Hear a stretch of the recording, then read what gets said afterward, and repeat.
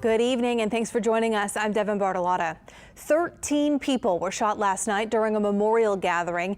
Now police in Washington Parish are working to figure out how the violence began. Erica Ferrando was in Bogalusa this afternoon talking to some people who were there. This police tape shows where a memorial gathering was held Saturday night in Bogalusa on Martin Luther King Jr. Drive.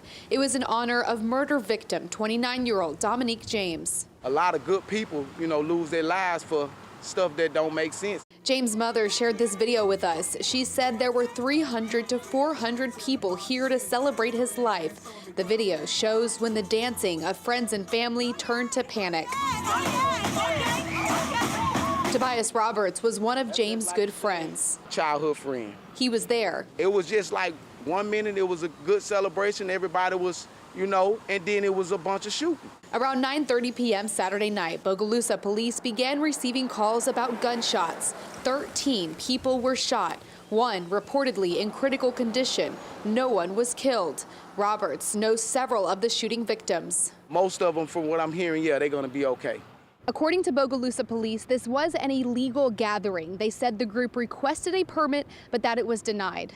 I felt like it's going to be a disaster here. Bogalusa resident Joel Miller says a gathering this big should have never been held considering the pandemic. No, it shouldn't have been. We said that everybody wear their masks. Police are working to identify the shooter. For the people who did this, man, y'all need to have more respect, more love in y'all heart, man, for people in general. For the community, man. Bogalusa police are asking for the public's help. Anyone who witnessed the shooting or knows anything about the shooter is asked to contact them with information. In Bogalusa, Erica Ferrando, Eyewitness News. Police have not named a suspect. Bogalusa police will have an update on their investigation at a news conference tomorrow morning. A suspect is dead after officials say he shot and injured an East Baton Rouge Parish Sheriff's deputy. Officials say around 7:30 this morning, a deputy was trying to pull someone over when they sped off and crashed in a wooded area. Deputies say the driver then fired a rifle, grazing a deputy's leg. The incident sparked a manhunt in the area, and officials say the man is now dead.